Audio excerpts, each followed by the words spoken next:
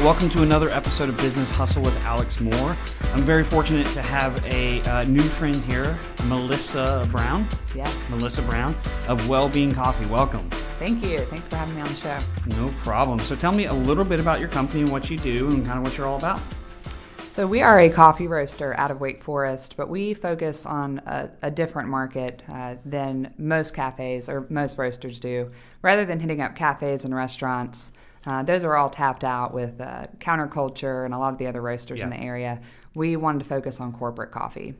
So there are a ton of tech companies and businesses that want to outfit their break room to attract young talent. And we found a lot of success going into these companies and providing fresh roasted coffee and nice coffee equipment and securing the business that way. And it's going really well. So how long have you been in business? Total 5 years. Okay. It was 5 years in February, but it took some twists and turns and ended up turning into this corporate coffee roastery. It didn't start out that way. We had a little coffee cart on Southeastern Seminary's campus. Okay. And after a semester and a half there, realized not scalable whatsoever. Not scalable. Not at all.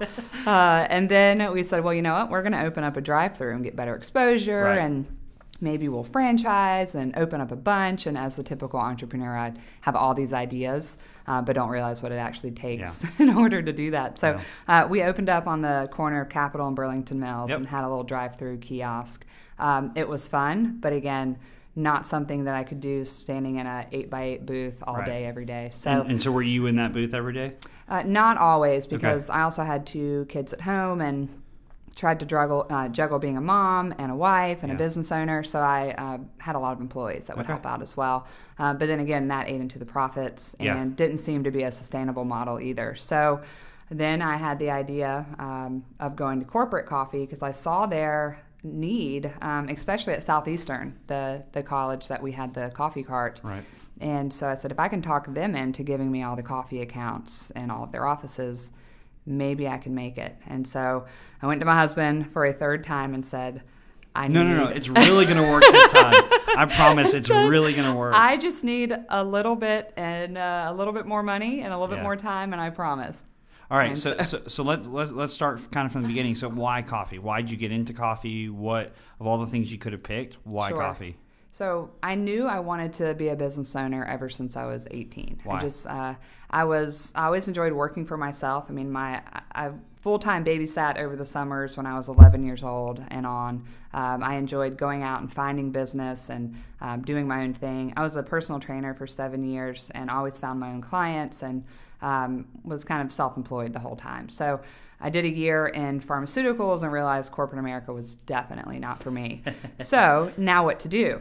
I've had 2 kids and I want to own a business, and we looked at franchises, but I really like being inventive. And so, but I didn't know what to do yet. So we actually were looking at moving to Nicaragua. My parents moved down there about 15 years ago, and they're in missions. I love the country. I love what they do down there. So I talked my husband into letting us go for a couple years. We put our house on the market. I took Spanish and had everything planned. We were going to do a cafe hostel down there, which was going to be the business. Right. And a few months before, my son started having breathing issues, and it's bad air quality down there. Right. So those dreams kind of came to an end, and I was pretty devastated. But we ended up going down still because we'd already paid for the trip. And we did a coffee farm tour just for fun. And my eyes lit up. And I said, this is what we could do. We could import coffee from Nicaragua, and then we can come and get more involved in New Song, the mission, and have a write-off at the same time. So we brought home 50 pounds of coffee and sold it to all of our friends. And 6 weeks later, incorporated Wellbeing Coffee. And it took me about 6 months to find my first location to put the coffee cart on. And how long ago was this? It was February of 13. Okay. So 5 years ago. Yes. Okay. So what? So you came back with a suitcase full of coffee. Yes. Sold it to your friends. Yes. And then you're like, this is where I want to go. It was it. I knew it. I've always loved coffee. I knew nothing about it, but I knew I could become an expert at anything in a couple of years. So why'd you know that? I don't know. I think just instinctively, if I focus on anything, then I can get really good at it if I practice enough and keep pushing through. And it's fun to learn about, and that's just the way my brain is wired. I have to really enjoy what I'm like researching, studying, or even doing with my life. So I knew I loved coffee, I love sales, and I love business. So I knew it would work. Okay. Eventually. So, yeah, absolutely. So from there you went to so you came back, you decided you're gonna start a business. So talk a little bit about the process of like sourcing suppliers and that kind of stuff, because starting a business where you're making stuff in the U.S., making stuff in your garage, that's probably pretty easy compared to another country. Absolutely. Government, importing, Yes. taxes, all of that stuff. So talk a little bit about the beginning stages of that process and some of the challenges you faced with like learning that process. Absolutely. So there are a lot of things to learn in customs with Nicaragua. So my parents aligned me with a coffee roaster in Nicaragua who, thank God, was a mentor to us. Because they were down there at the time? Are they still down there? They are. Okay. Yeah, my parents are still there. So they hooked me up with a friend who owns a roastery, Calambe Coffee, and he did a lot of the mentoring, helping us get our beans imported. And so it could have been a lot harder. That actually was one of the easier things in the beginning, which could have been harder, but I think that's just why I knew it was right, because that stuff fell into place. Now, there were plenty of struggles elsewhere. Right. Oh, yeah, I'm sure. So, so your first shop was at Southeastern? Yes, and it was a little coffee cart that we rolled in and out of the library every day. So rain or shine, we were under a little canopy and had our espresso machine, and it was quite the humble beginning, for sure. So why did you start with that instead of just going big from the get-go? I knew I wanted to do the drive-through. It was one of the franchise models we looked at, but I wanted to do it on our own. And that was the original goal. But after 6 months of searching, I could not get a landlord to say yes to me. They wanted to give me an acre parcel that would cost $100,000 a year, and this was a much smaller business plan. So I knew that wasn't going to be sustainable. So I couldn't find a location. So I said, you know what, I need to start somewhere to get my feet wet. And I was doing CrossFit and said, hey, you should contact Southeastern. We don't have any good coffee on campus. And so I found the president's email. And now I know it's Dr. Atkin. But no, I said, hey, Danny. I emailed Danny and asked if I could put a coffee cart on campus. And within 15 minutes, the operations director of Southeastern emailed me, and I got a meeting. What was that feeling like when you got that email back 15 minutes later? It was very affirming because, I had kids. I was paying full-time daycare. I was working hours on end at home, upstairs, by myself, and I had nowhere to put it to use. I had everything ready to pull the trigger on, but nowhere to actually set up, and it was quite frustrating. So when I got that email, I knew I finally had to start, and we were open 6 weeks later. That's crazy. It was awesome. That's crazy. So what were some of the challenges of running? Because when you're running a small coffee cart, the margins are so thin. Like when it's such a small business, you have certain overhead costs and stuff like that are pretty much there's a bottom to them. Like you're not, and so there's certain fixed costs that whether you're doing $100,000 a year or $5,000 a year, you have certain fixed costs that are the same. Absolutely. Or there's a minimum to them. So what were some of the challenges running kind of a small operation that you learned that as you grew, you were like, man, those were because the same thing happens with my wife, right?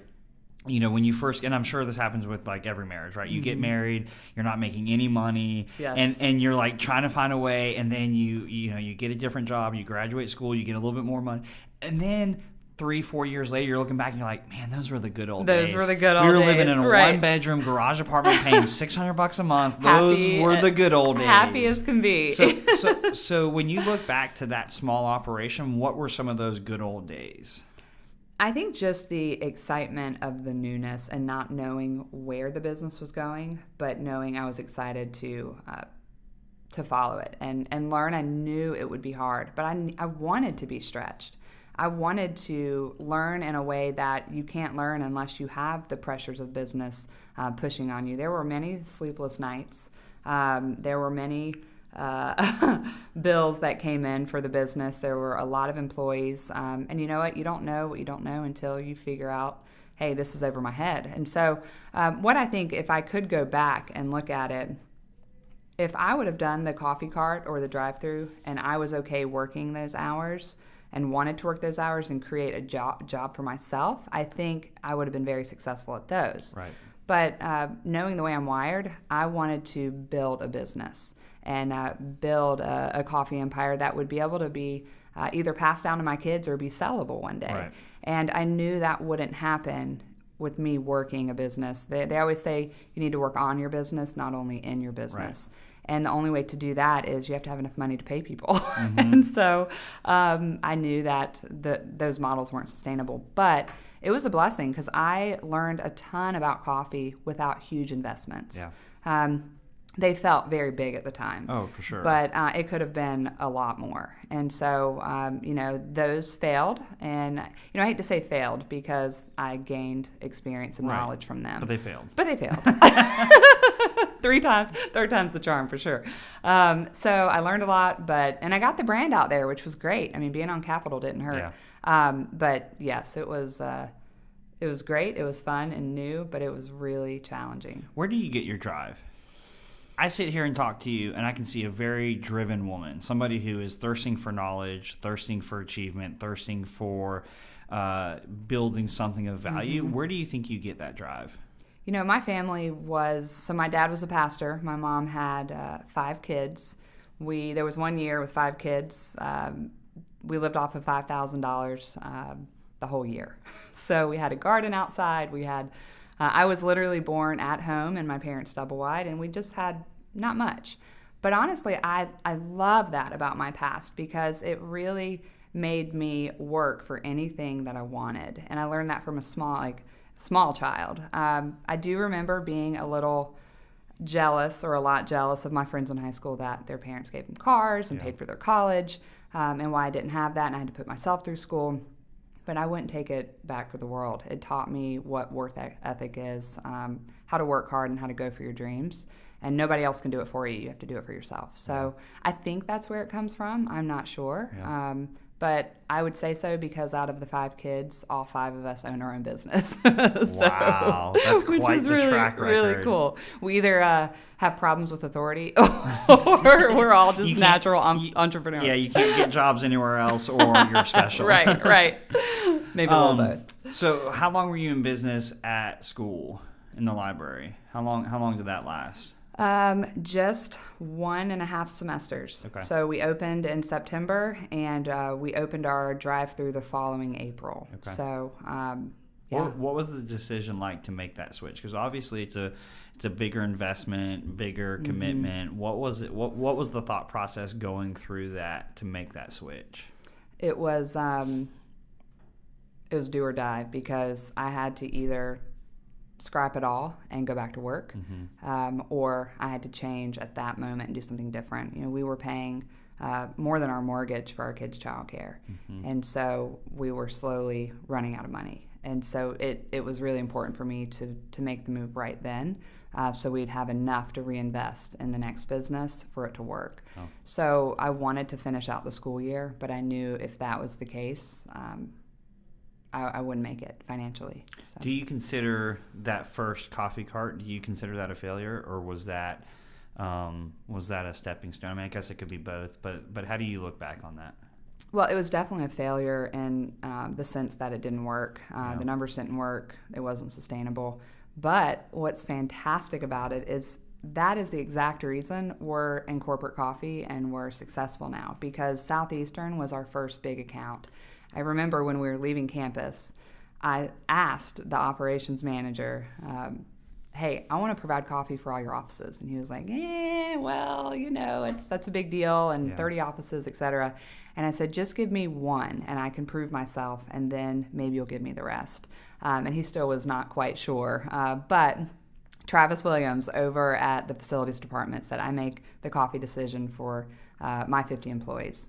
Come provide coffee for us. Wow. So I did that. They raved about it. And that was in addition to the drive-through at the time, I guess. Right. Okay. Right. Yes. So they were all bragging to their counterparts all over the campus, and there was enough word going around that we got the next building and then the next building. But it took me an entire year, but I got the whole campus. And that was enough to make us sustainable where I could hire an employee and we could just really go after corporate coffee. So I would say the cart was a failure, but it's what led me to corporate coffee, and I'm so glad it did. So I wouldn't take it back, but it was a failure. Well, and that's the thing that, because I've got 2 young kids, and that's the thing that, I try and teach them is that the difference between winning and failing, right, or winning and losing, right, and so I've been in a couple chicken wing contests where I cook chicken wings, and Cliff will go with me. My son Cliff, he'll go with me, and it's a fun experience, because I pep him up. We're winners, we're this and that. Yes. Well, we lose, right? And so he gets all sad and emotional and this and that because we're losers, Right. But I think that's such an important lesson to teach kids, and it's such an important lesson for business owners to learn that the market doesn't care. The market doesn't hand out participation trophies. No. The market is brutal. Brutal, exactly. And the sooner as a business owner you can recognize your failures. And say, that was a failure. I'm cool with that. I'm going to go a different direction. Right. And all the platitudes of like, it was a failure, but I learned and I grew. I failed forward. All those are all true, but you have to recognize it for what it is, that it is a failure, and we need to move on. Because if you had stuck around for another semester, another couple semesters trying to make it work, you probably wouldn't have made it. No, definitely not. It's, cut your losses, as they say, which takes a lot of humility. It hurts your pride when you work so hard at something and put all your money in, and it doesn't work, and you feel like a failure, and it would be really easy to give up.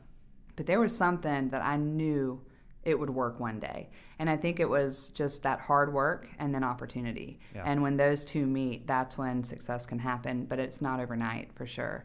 So I'd say the first 3 years was incredibly challenging, and I'm not sure why I didn't give up.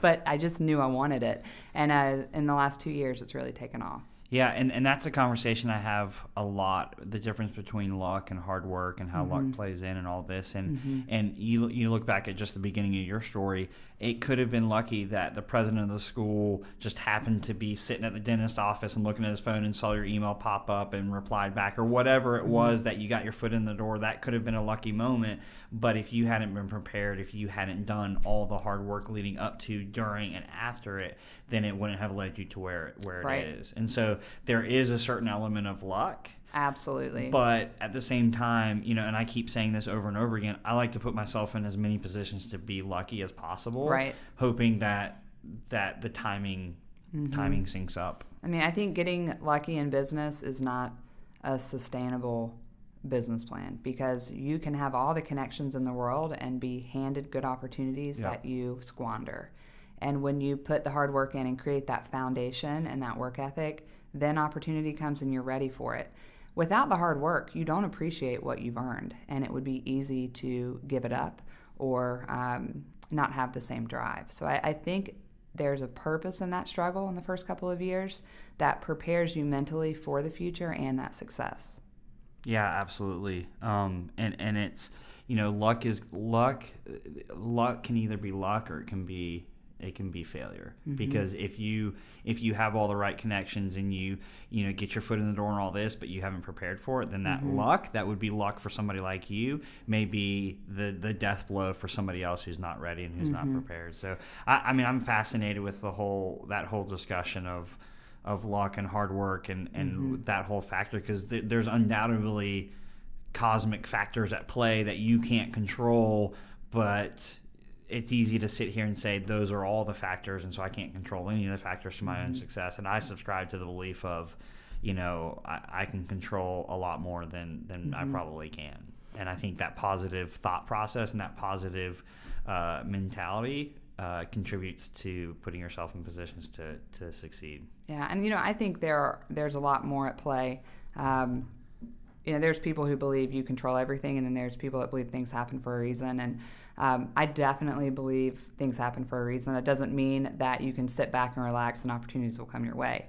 It's definitely about going and working hard and finding those lucky moments. Yeah. But I feel like those lucky moments have some sort of purpose in them, and it's not just all luck. And so I think that was part of it that gave me that drive. I knew something within me was telling me this is going to work, and it's going to have higher purpose than you just making money. But really the motivation was to give back to New Song and to help me. My parents are in their 60s, and they are self-funded through fundraising still, and that's exhausting to do. Mm-hmm. And so my heart's really been to sell and be successful enough to help support the mission. And that's been really great to finally be able to do that. But still giving when we were going broke, that was the scariest part. But I think that that heart place that I was in has also helped in the success of giving back. Yeah. So talk a little bit about the drive-through coffee. How long were you doing that for? Right at a year. So we opened in April and sold the next April. It went great. Every month we were gaining in sales. We had great reviews on Facebook and all the community pages. We won some, small little local awards, and it was a blast. But it just wasn't. It wasn't right for the long run. I knew we couldn't multiply those because of the capital that would be involved.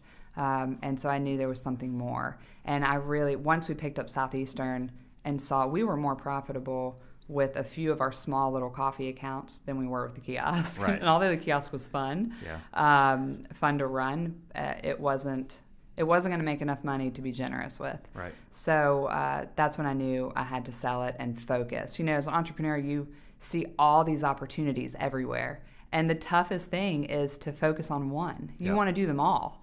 And that's the worst thing you can do because you can't focus your time on anything, and you end up wasting a lot of time and money. So I think it was really important at that time for me to make a decision. Am I doing the drive-through and selling coffee by the cup, or am I doing corporate coffee and selling it by the pound? And I knew corporate coffee was the answer. So I had to sell immediately, and I did, and moved on. And it was a big loss. Yeah. It was tough to swallow, all the investment and the loss, but I knew that in time that would be made up. Yeah. So what was the next step to get into corporate coffee? What was, you sold your business. What was kind of like the next 6 months look like? So it was a pretty big hurdle for us to compete with all the national vendors in this area. So there's Aramark and Canteen, there's the local Capital Coffee, and they all do, a great job in sales and equipment, and all of the accounts expect you to provide free equipment. Well, these are expensive pieces of machinery, and so if you can't do that, they won't even look at you. Right. It was tough to get business loans because we were so new in business, and so I had to figure out a way not only to find equipment, but to find equipment that we could use our coffee in. And now everybody wants single-serve coffee. They want the Keurigs, they want the Flavias. And so I knew I wouldn't be able to use my coffee. So what's the point of being a roastery and selling Keurig, right? So, but that's what people wanted, single serve.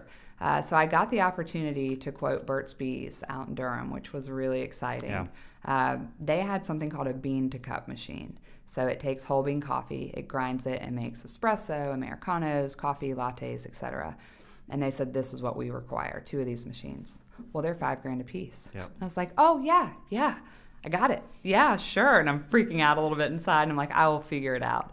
But the great thing is I would be able to use my coffee.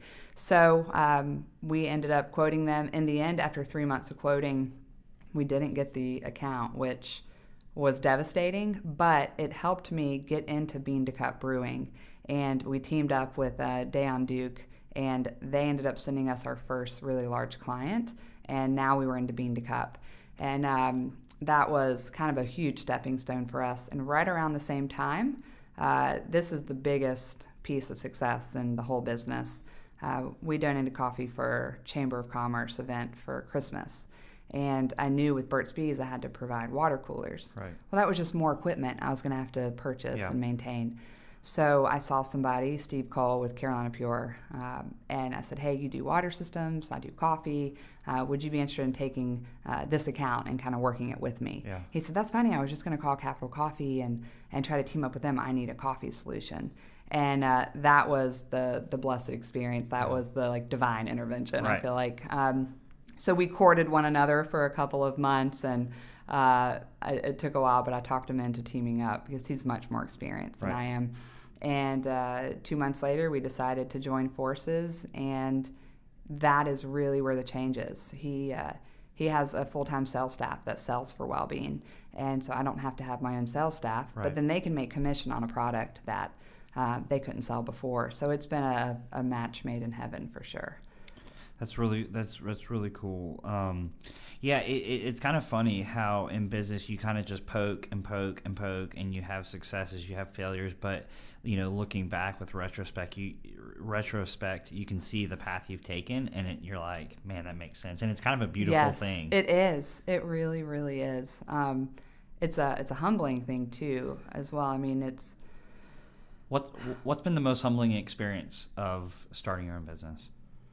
I think, honestly, recently, with the success and having opportunities to work direct with a lot of these really large companies, I kind of laugh and I'm like, we're a legit business. And it makes me laugh so much because we hustled for so long and we're so small, and now we're a true competitor in the market, and we're taking a lot of accounts that the national companies are going after, and we win. And I think the most humbling thing is knowing that the hard work's paid off, but also, gosh, I don't know. It's you can't really take pride in it always. I mean, you've worked hard, but there's opportunities that you didn't create always. And so I want to humbly accept those successes so pride never gets in the way. I think that's one thing that can really hurt people in business when they get prideful and they don't appreciate what's been done for them.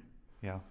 Yeah, no, you're absolutely right, and it's that balance of having confidence and humility. Yes. And it's such a delicate balance because and I talked about this in my last podcast, because if you have too much confidence, then you're arrogant and you're going to lose accounts. But if you have too much humility, you can't sell yourself. Then you can't sell yourself. Right. You know, if you don't go in there and say, well, we're not really a company, we're just kind of, this and that, then you're not going to be able to sell. And so it's that fine balance that you have to strike of having enough confidence, but backing that up with humility. Right. And what's tough is you can't really fake humility. No. It's earned through failure sometimes. Yeah.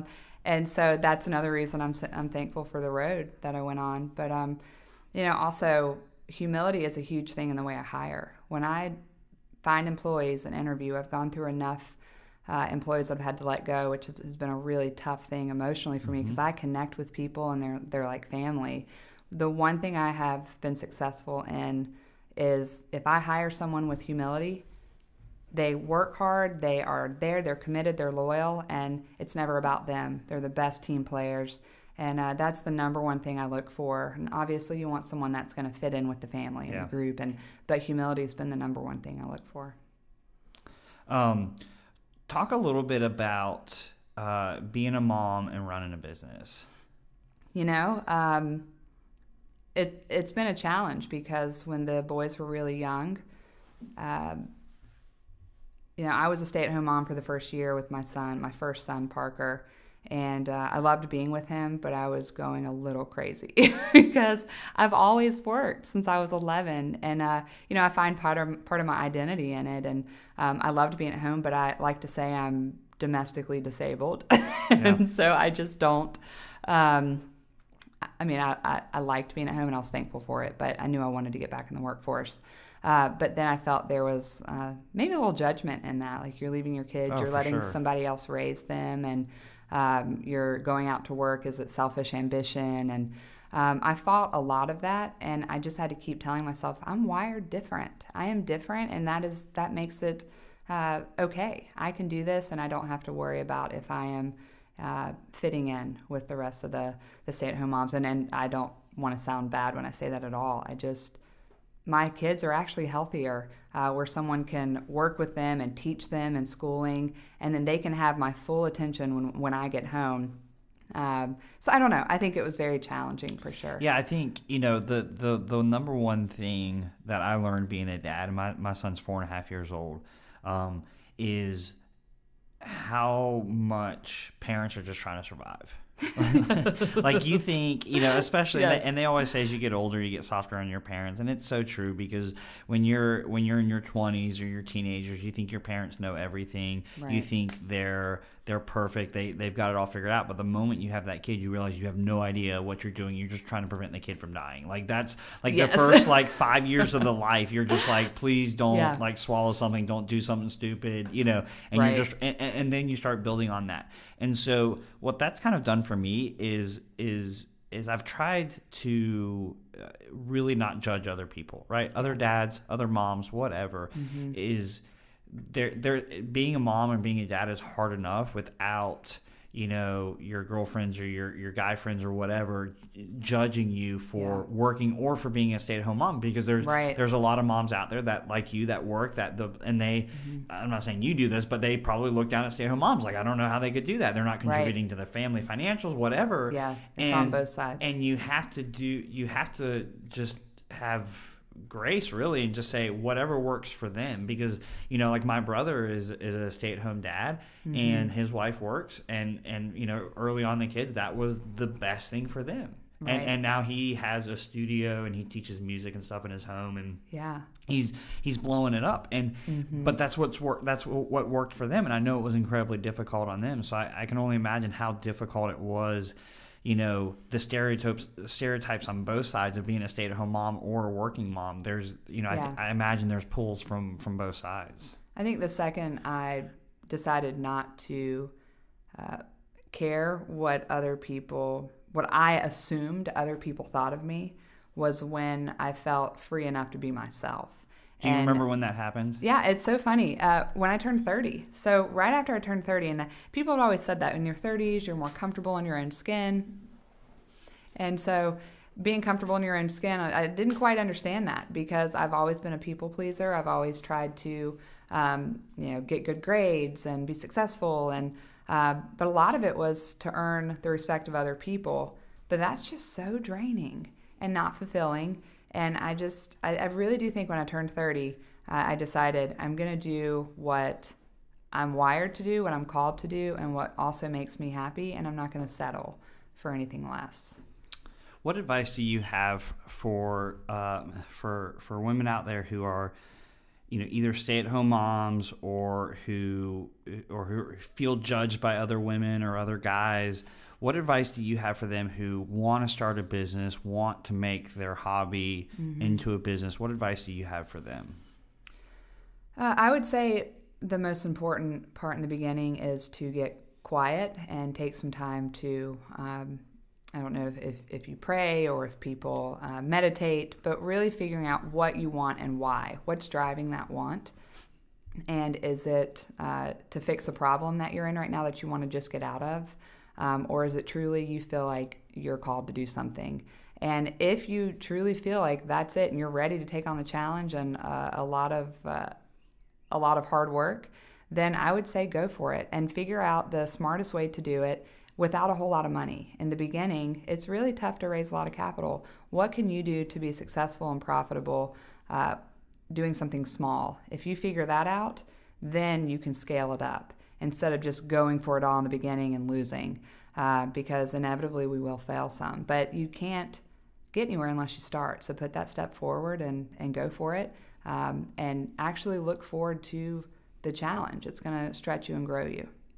Yeah, I think that's important. It's the old saying of get the boat closer to the dock before you jump. And I think a lot of entrepreneurs and small businesses really think that they have to have a lot of money to do things. And I think early on, it's a massive time investment and it's a massive emotional investment. But most of the time, it doesn't take a whole lot of money, as long as you get moving. And money can accelerate things, either success or failure, right? And so I think getting that ball rolling, getting going down that path, you're gonna find different avenues for you to take. Like even just in your story, I mean, if you had spent, $253,000-$400,000 to buy all these different carts, and you were going to go to all these different schools and this and that pain, you wouldn't have been able to pivot. Absolutely. You would have had to hang on to that decision for so much longer because the investment was so much larger. And even with, the drive-through coffee, if you had opened up 2 or 3 locations at a time or 4 locations, you're like, I'm going all in and this and that, you wouldn't have been able to pivot. I agree. And honestly, I think it's better to start off with a low budget and not a lot of money. One, it makes you hustle. It really does. You have to earn that dollar every day. But also you learn how to be frugal. If you have a lot of money, you can spend a lot of money without thinking about it. For our office, when we moved into our roastery, it was buy, sell, trade and Craigslist and creating our own space with a shoestring budget. But it's great because my staff was so on board with that, and it was really exciting to put together this place that is like our second home with just a little bit of money that we had. And now that we are gaining in profitability and success, we're going to be debt-free in the next few months. And that is really, really exciting that we were able to be so frugal, but we have to continue being that way so we can gain success. But it was the biggest blessing. I mean, from a child to brand new business on, money's not the answer always. Well, and I think your upbringing plays a lot into that as well. And similar, I didn't have it, I wasn't in the same situation as you growing up, but, maybe similar. We were definitely, lower class. We weren't, I didn't get new car or that kind of, or new clothes. It was all hand-me-downs and that kind of stuff. And, going through it at the time, you're just like, man, this sucks. Yeah.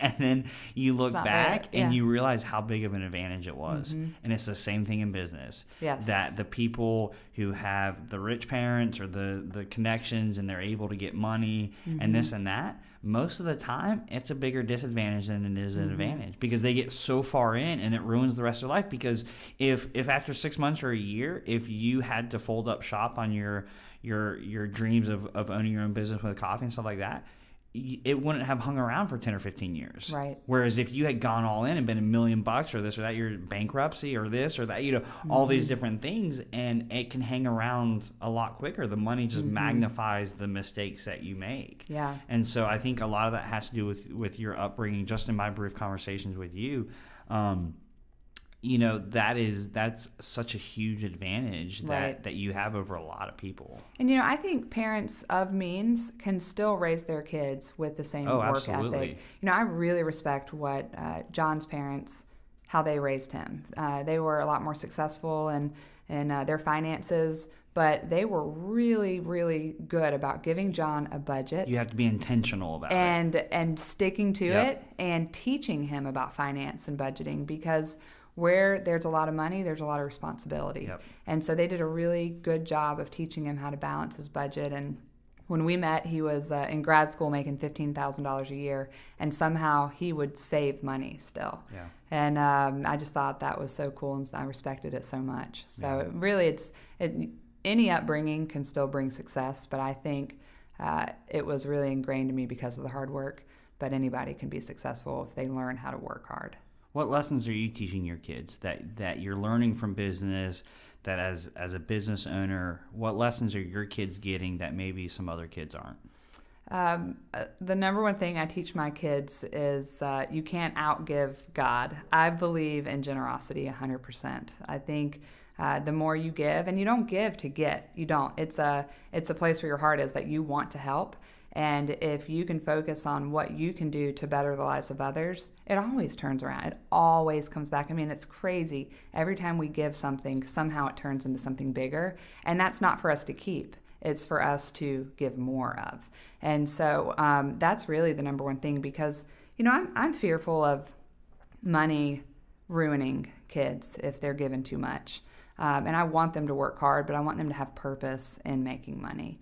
And so I think that's the number one thing that I teach them, but also about saving and working for your money. They get allowance, but they do chores. So, I think those are kind of the principles we focus on the most. What challenges have you had being a woman business owner? Ooh. And this is hour number 2. You know, my favorite thing is when people say, so when did your husband start the business? And I'm like, no, it's my business. We co-own it. Yeah. They're like, wait, you run it? Did your parents hand it down to you since they're in Nicaragua? Or I'm like, no, this is my business, and my husband works full-time job, and it's I guess I could take it to offense, but it's actually really encouraging to think, okay, because I don't know if it's because I'm a woman or I'm in my mid-30s or what it is, where they think that it can't be mine. But then when they find out it is, it's really exciting. So, But as far as challenges go, sometimes it's tough to earn the respect of people and businessmen and women that you go in and work with when you are a young business professional that owns the company. Maybe they think you need more life experience, or again, maybe they don't. I don't know what the judgments are, but when I go in certain places, I can feel that maybe they think we're smaller than we are. I don't know if it's because of my gender or what, but there are definitely more challenges there being a woman. But there are so many advantages too. What are some of the advantages? So my husband and I, when we first incorporated, I am 51% owner and he's 49, simply because I am a minority-owned business. Right.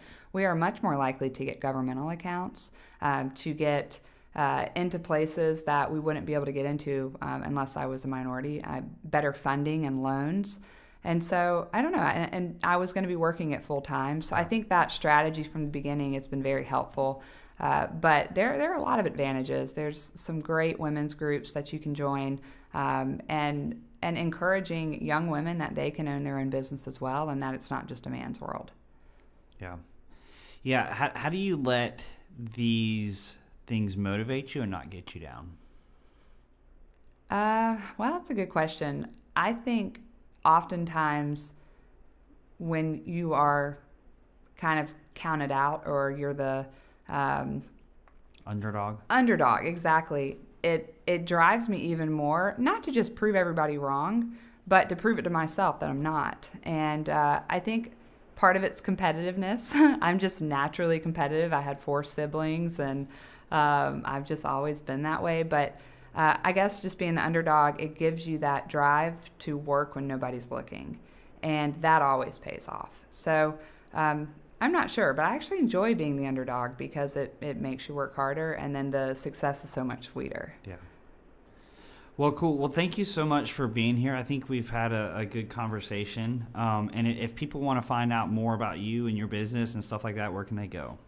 Absolutely. Wellbean, so well-bean, bean.com is our website. There's an About Us page. We're on Facebook as well, so check us out there, but the website's probably the best place. Perfect, and I look forward to having you back on in the future. Absolutely. Thanks, Alex. Thanks.